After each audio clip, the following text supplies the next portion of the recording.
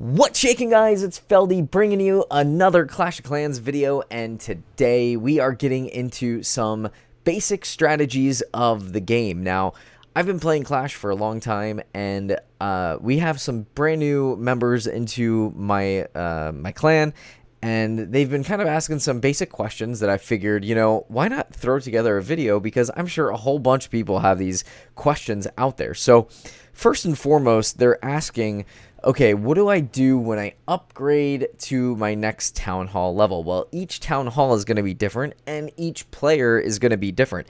You're going to play the game a different style than I would play the game, but I'm going to give you my take on the game since I've learned a whole lot of lessons throughout this. All right, the first rule is don't spend gems to get resources. When you're in this game, you do not want to spend 600 gems on 1 million gold. You can literally go raid that in probably 3 raids. Now, I'm going to just show you some attack logs. You can see how much I can, like with that, 581,000 with just 260 goblins and some heroes. So you might not have the heroes that I have. You might not have what I use, but at the same time, if you're going to drop down into this gold and crystal league, you can usually find amazing bases that are dead that will supply you with loot galore. Okay, you're gonna have to learn to love raiding. Okay, I hated raiding when I first started this game. I thought it was so monotonous, but actually I came to love it once I became familiar with how to attack bases and get that loot, and it kind of became a game within the game. Like, I would look for those bases and try to get the maximum amount. So when you first upgrade to a new town hall, let me give you one thing that I'm always very adamant about. Get your gold and elixir collectors, and if you have a dark elixir drill, make sure you max those out as soon as you can. Now, I almost recommend this over any defense besides your offensive buildings, like your laboratory and your clan castle, that kind of stuff, because here's what happens. This sits here at, for me, at level 13, 4,900 per hour. Now, I am horrible at math, so while I'm on this video, I'm going to actually just pull this up, and I'm going to do this as a calculation thanks to Google.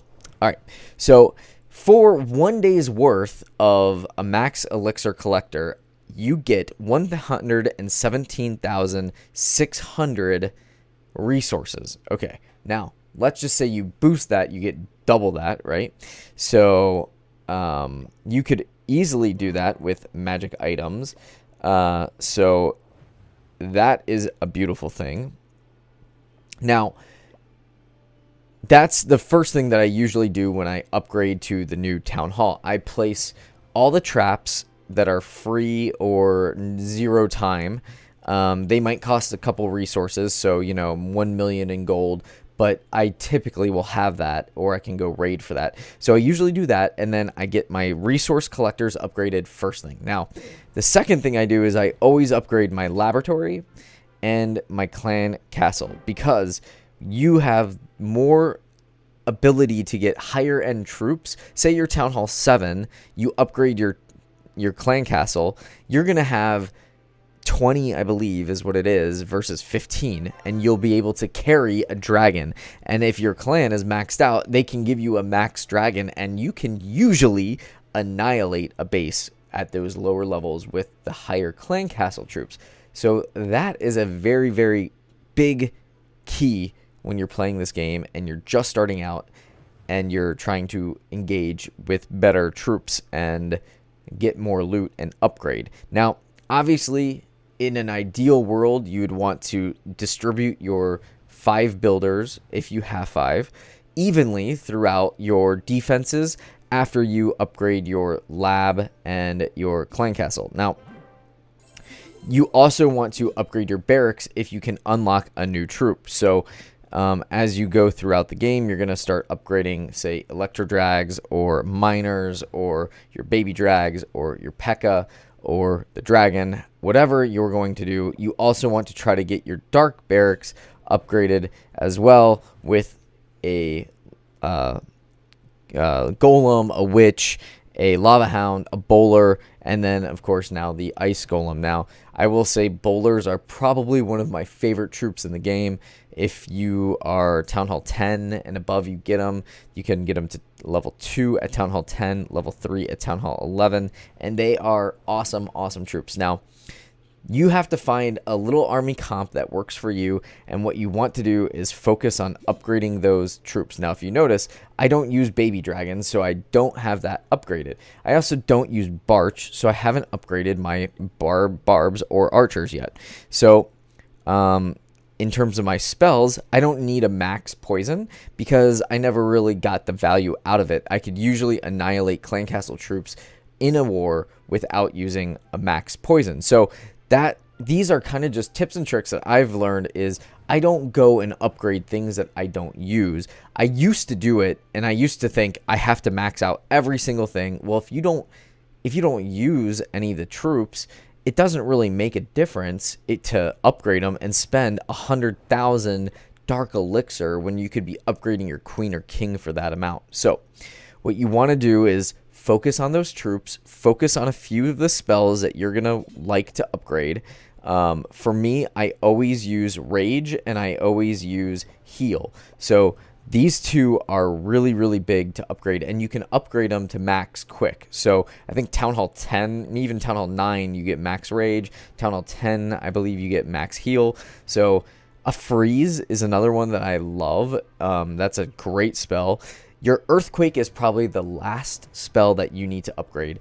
The reason is because any 4 Earthquakes will take out any combination of walls. So you don't have to have this insane upgrade of the 25% that it will deal the damage. Now, obviously, if you're going to war and you're trying to take out a town hall and you have a max level Earthquake and you can hit that town hall with it, that's obviously going to be the best scenario to get that 25% damage, and then it's a little easier for your troops to come in and kill.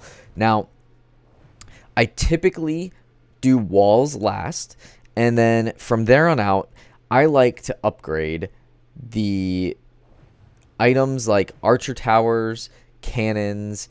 I usually try to start with the biggest item. So like for Town Hall 11, I focused on the Eagle Artillery first. Then I went to my Infernos, and then I went to my Expos, and then I went to my Teslas. Now, Teslas and Expos are pretty even, so it really just depends. Like, I would throw maybe 1 builder on each, and then, obviously, with 3 Expos, you will max those out before you max out your Teslas. So it's just kind of a fun little scale. Now, keep in mind what building defense is going to attack what unit. You might want to upgrade your cannons if you know that you're getting... If you just upgrade to Town Hall 9 or 10 and somebody's going to come in with max heroes or higher level heroes than you want to make sure that you upgrade those cannons, because cannons are definitely going to push you over to get those hero kills. Okay, so let's just recap.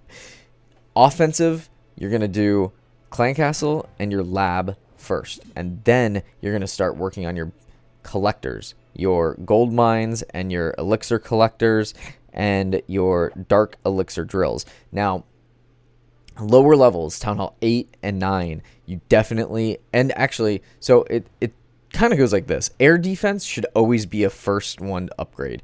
And the reason is because dragons are so prevalent at Town Hall 9. At Town Hall 10, air becomes a little less prevalent, but it's more lava loon attacks. So you want to upgrade your wizard towers because that's splash damage. So it's these two that I've kind of focused on when I get done with the heavy, the heavy big troop, or not troop, defense upgrades. So like for me, I did the Eagle first because I knew that that would get me the most bang for my buck with the maximum amount of hit points, because when it has that splash damage, it's going to do a lot more. Then I did my Infernos because the Inferno Tower just, it has a super ability just to eat through troops.